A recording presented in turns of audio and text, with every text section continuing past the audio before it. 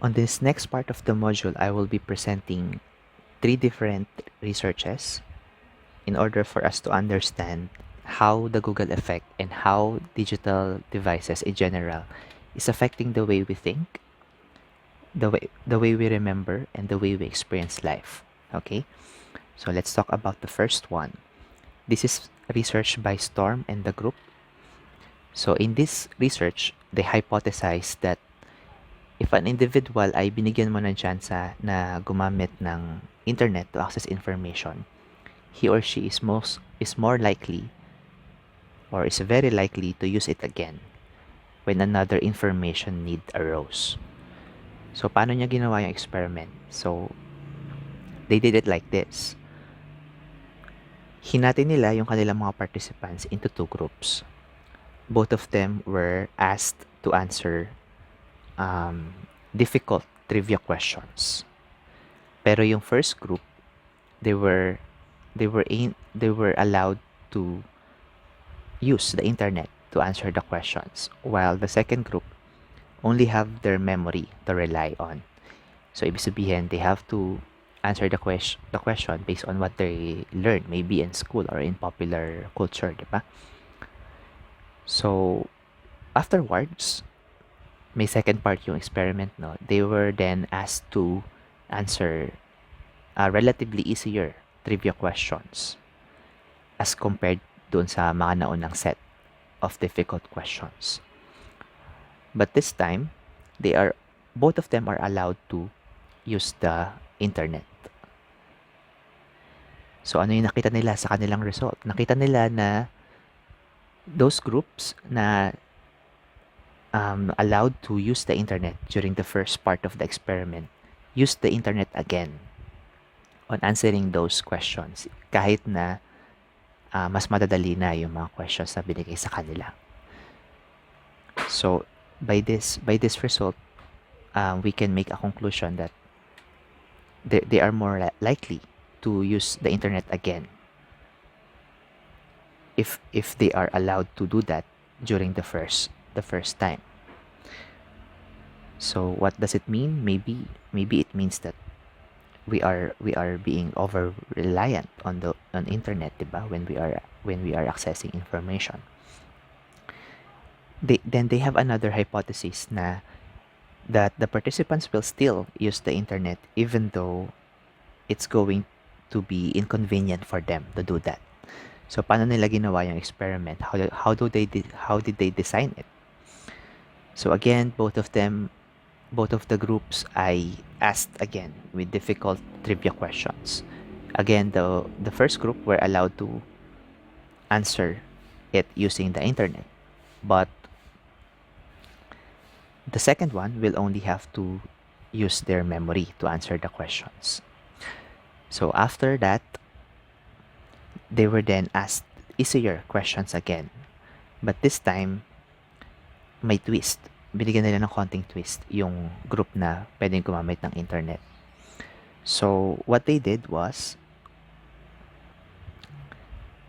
pinaupo sila sa isang sofa, and before they can answer or before they can access the internet, they have to stand up dun sa sofa, walk a certain distance dun sa desktop na nasa malayo in order to find the answer.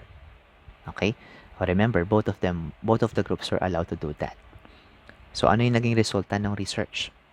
So nakita ng research na kahit na may ganong inconvenience, kahit na tatayo o upo para ma-answer yung question na madali lang naman, relatively easier, the participants will still tend to do that despite the inconvenience. Okay? So maybe those experiment will get you thinking na, oo nga no, maybe I am being over-reliant on Google. Especially you as students, di ba? Am I losing a part of my brain na ang function ay mag-memorya o mag-remember? Because there's a Google, there's an external hard drive that I can use instead. So I'd like you to think about that. On the second experiment, or on the second research that I will present, this is by Mangin and the group. Kinumpara naman nila yung reading comprehension ng dalawang grupo ng participants Yung isang participants ay nagbasa ng text using printed material. Binasa nila yung content in print. Meanwhile, the other group ay binasa yung material on screen. And then later on, binigyan sila ng parang multiple choice test to evaluate their reading comprehension. Kung gaano nila naintindihan, ano yung kanilang, gaano naging kalalim yung kanilang information intake. So, ano yung naging resulta? Mas mataas yung score noong mga nagbasa in print as compared dun sa nakuhang reading comprehension score ng mga nagbasa on screen. And then, they presented 5 different reasons kung bakit ganun yung nangyari. The first reason was navigation within the document. So, di ba when we read in our book, ginagawa natin page by page. We focus on a particular page and then our eyes move from left to right, di ba? And then up and down on each line of the text. However, kapag nagbabasa tayo on screen, tapos may scrolling na nagaganap, di ba? O halimbawa, nabasa mo na yung page na kaya lang i-accommodate ng iyong screen. You now have to scroll down, di ba? Para mabasa mo yung mga susunod na bahagi ng teksto. And according to the researchers, this additional activity, action, ay nagbigay ng cognitive challenge doon sa mga on-screen readers, kaya mas bumaba yung kanilang reading comprehension. Second one, fixity of text. So according to the researcher, nung experiment na to, actually, when we are involved in deep reading, there's an actual part of our brain that also remembers the structure of the text. Ibig sabihin, may part na ng brain natin na sinasaulo yung mental map ng text. Ibig sabihin, na aalala natin kung saang part ng page nakalagay yung halimbawa ang specific term. Maybe you experience this when you are having exam, di ba? Maybe during identification, meron kang isang term na hindi masyadong maalala. So, ang gagawin ng brain mo is, you will visualize kung ano yung itsura ng iyong notes. And then, you will try to visualize kung saan nakapwesto yung specific term na yon. And then, the mental map will actually help you remember that particular term. But this is not possible, or this is hard to do when you are reading on screen. Kasi di ba, when you're reading on screen, it don't feel like you are reading page by page. It actually feels like you are reading from a very long one-page document, di ba, as you are scrolling down. Also, yung mga print reader ay meron silang advantage, yung tactile clues. Kasi 'di ba, iba pa rin kapag nararamdaman mo, nahahawakan mo yung page when you are able to engage that way with the text. That actually helps you remember more or recall more information on what you read. The third reason was multitasking between windows. Kasi yung kanilang reading comprehension test ay online. Meaning to say, na if you are on the group na on-screen readers, you have to jump from one window to another, di ba? You have to look at the reading material on one window, and then you have to answer the test on another. So again, this added an additional cognitive challenge to the on-screen reader that affected their reading comprehension score. Another reason is metacognition or self-monitoring. So, according to the researcher, kapag nagbabasa daw tayo ng isang printed text, there's a part of our brain na nag-self-monitor, nag-remind sa atin na, bagalan mo yung pagbabasa mo. You do a slow, deliberate reading because what you're reading is something important. Meanwhile, when you are reading on screen, the tendency is to skim read. Kasi our brain is associating it from activities such as browsing the newsfeed for Facebook status or Facebook or tweets in Twitter. O kaya skim reading a comment section. Diba? Those are activities that ayun naman, we have no intention, diba, of remembering them for long term. But when you're reading in print, there's metacognition that happens that reminds us na, oh, you do some slow and deliberate reading. That's why, according to the researcher, you will definitely remember more if you read on print. And then the last one was visual ergonomics, or to be specific, yung visual fatigue. So, syempre, pag nagbabasa tayo na on-screen, may liwanag yung screen, di ba? That actually makes our eyes get more tired easier, which again affects our reading comprehension. So I think this particular research or experiment is such a friendly reminder, especially right now because you are accessing your courses online, diba? So what should you do as students when you are engaging with materials, reading materials on your courses? Knowing the result of this research is something that you have to think about. The third experiment is about Henkel.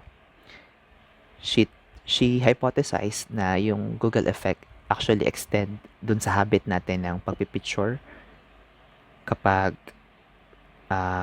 we're experiencing something that we think is important.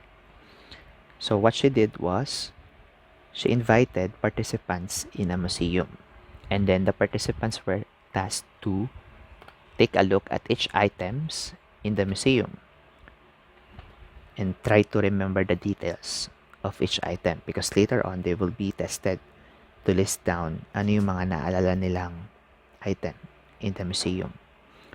But they were allowed to do that in two ways. They were allowed to just observe for details, and then they were also allowed to use a camera to photograph the particular detail. So what was the result of the experiment?